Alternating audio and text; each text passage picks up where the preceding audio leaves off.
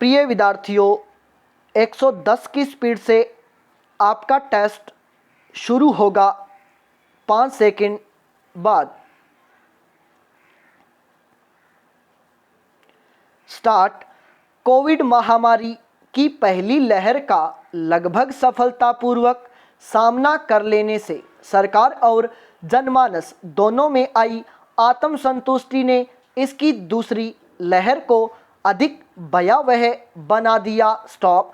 शायद यही कारण है कि समय रहते तीसरी लहर की आशंका को देखते हुए इससे निपटने की तैयारी हर एक स्तर पर जारी है। स्टॉप। इस तैयारी में कोविड के प्रसार और घातकता पर नियंत्रण के लिए कमर कसी जा रही है। स्टॉप। इस बीच वायु गुणवत्ता आयोग ने भी सतर्कता दिखाते हुए दिल्ली और राष्ट्रीय राजधानी क्षेत्र में वायु प्रदूषण पर नियंत्रण के लिए अपनी तैयारी शुरू कर दी है। स्टॉप। वैसे तो वायु प्रदूषण कम करने की कोशिश स्वयं में ही एक अच्छी खबर है, किंतु आयोग के इन प्रयासों से कोविड के रोकथाम में अवश्य मदद मिल सकती है। स्टॉप। ऐसे में हमें यह भी समझना चाहिए कि इस महामारी को रोकने में वायु प्रदूषण नियंत्रण का क्या योगदान हो सकता है। स्टॉप। इस संबंध में हमें यह समझना होगा कि किसी भी शोध की शुरुआत एक अनुमान से होती है जो या तो अनुभव या पुराने शोधों पर आधारित होता है। स्टॉप। अनुमान को वैज्ञानिक परिकल्पना में बदलने की पहली शर्त यह है कि उसमें कारण, कारक और प्रभाव तीनों की स्पष्टता होनी चाहिए। स्टॉप। इस स्पष्टता के निश्चित हो जाने के बाद उस परिकल्पना को कई परीक्षाओं से गुजरना होता है। स्टॉप। इन सभी परीक्षाओं में उपलब्ध जानकारी के आधार पर कारण और प्रभाव का वैज्ञानिक विश्लेषण होता है। स्टॉप। इसके कई चरण होते हैं जिससे यह निश्चित किया जा सके कि प्रभाव उसी कारक की वजह से है। स्टॉप। बीमारियां शरीर के अंगों को क्यों प्रभावित करती हैं, इसको समझने के लिए संभावित कारकों का पृथक्करण कर अलग अलग मापन और परीक्षण संभव नहीं होता है, जिस कारण ऐसे शोधों की जटिलता और बढ़ जाती है। स्टॉप। पैरा। उल्लेखनीय है कि कोविड-19 एक नई बीमारी है, लिहाजा इसके संदर्भ में बहुत सारे आंकड़े अभी सार्वजनिक रूप से उपलब्ध नहीं है। स्टॉप। इतना ही नहीं, वैज्ञानिक समुदाय के लिए भी इसके आंकड़े सुलभता से उपलब्ध नहीं है। स्टॉप। इस महामारी के मरीजों के चिकित्सकीय इतिहास से जुड़े आंकड़े और कोविड वायरस शरीर में कैसे घुसता है और सक्रिय होता है, इसको समझने के लिए कई प्रकार के शोध अभी प्रारंभिक अवस्था में हैं। स्टॉप। मगर इन सीमाओं का अर्थ यह नहीं है कि हम कोविड और वायु प्रदूषण को लेकर कोई वैज्ञानिक अनुमान लगा ही नहीं सकते हैं। स्टॉप। संक्रमण और घातकता से जुड़े व्यक्तिवार आंकड़े भले ही नहीं हो, लेकिन यह संभव है कि कोविड के संक्रमण और घातकता के जो क्षेत्रीय स्तर पर शहरों के समग्र आंकड़े हमारे सामने हैं, उनको उस क्षेत्र के प्रदूषण के आंकड़ों से जोड़कर देखा जाए। स्टॉप। इस वैश्विक महामारी के आरंभ में ही इन्हीं समग्र आंकड़ों के आधार पर पर्यावरण विज्ञानियों ने वायु प्रदूषण के कोविड के साथ संबंधों को समझते हुए अपने प्रारंभिक शोधों के आधार पर यह बताया कि वायुमंडल में कणिका तत्वों की मात्रा कोविड की घातकता को बढ़ा सकती है। स्टॉप। इसी सिलसिले में प्रदूषण और कोविड के संबंधों को समझने के लिए यूरोपीय देशों में 2 शोध हुए स्टॉप। नीदरलैंड में शहरों के वायु प्रदूषण और कोविड महामारी के बीच के संबंधों की पड़ताल की गई स्टॉप। वहीं एक अन्य शोध में मुख्य प्रश्न यह था कि क्या उत्तरी इटली में कोविड के ज़्यादा घातक साबित होने में वायुमंडलीय प्रदूषण को सहकारक माना जा सकता है? Question mark.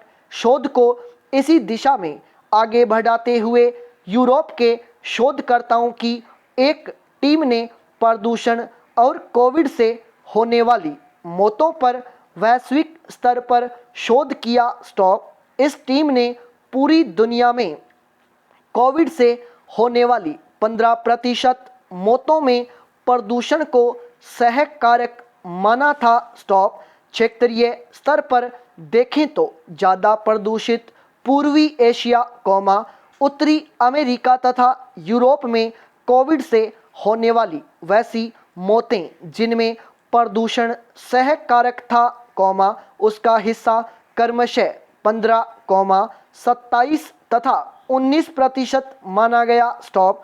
इस टीम ने भारत में भी कोविड के कारण होने वाली 17% मौतों में प्रदूषण को सहकारक माना स्टॉप। भारत में भी डॉक्टरों ने दिल्ली के 13% संक्रमण के मामलों को वायु प्रदूषण से जोड़कर देखा था स्टॉप। पैरा। विज्ञानियों का मानना है कि लंबे समय तक PM 2.5 कणों के संपर्क के रहने से वायु प्रदूषण से संबंधित जोखिम मानव शरीर में पैदा होने लगता है स्टॉप। इस कारण से इंसान के शरीर की रोग प्रतिरोधक क्षमता भी कम होने लगती है स्टॉप। यह भी माना जा रहा है कि कोविड-19 के वायरस मानव शरीर में एक खास एंजाइम के रिसेप्टर के माध्यम से ही प्रवेश करते हैं स्टॉप। ऐसे में यह भी स्पष्ट है कि कोविड महामारी और प्रदूषण के संबंधों के पूरे तंत्र को समझने में विज्ञानियों को अभी काफ़ी समय लगेगा, लेकिन इस संदर्भ में कुछ बातें समझी जा सकती हैं स्टॉप। मसलन हृदय की बीमारियों और सांस संबंधी बीमारियों के मरीजों के लिए कोविड वायरस ज़्यादा घातक है स्टॉप। इतना ही नहीं, लंबे समय तक प्रदूषित हवा में सांस लेना इन बीमारियों के जोखिम को पैदा करता है स्टॉप।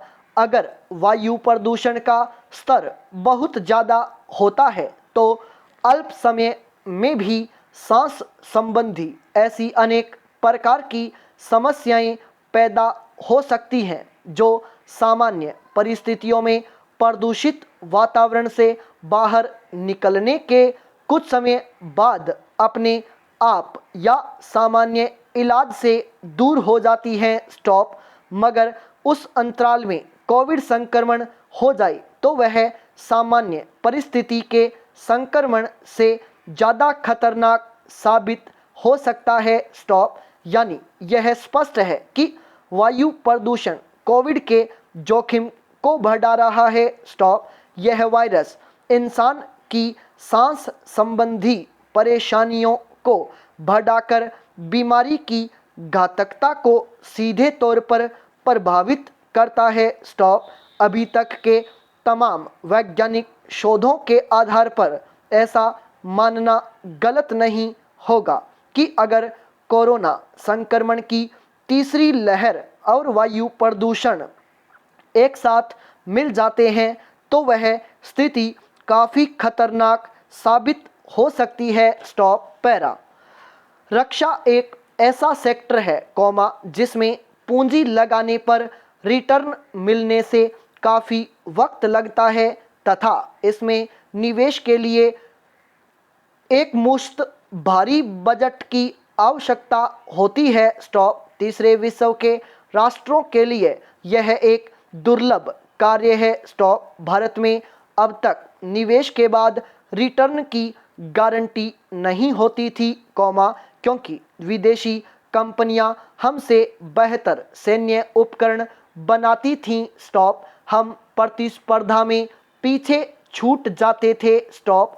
कई विदेशी कंपनियां तो सैकड़ों साल से आयुध निर्माण कर रही है। स्टॉप। उनकी अपेक्षा भारतीय कंपनियां नई हैं, कौमा, फिर भी भारत सरकार के संकल्प से परिस्थितियां बदल रही हैं, संपूर्ण विराम।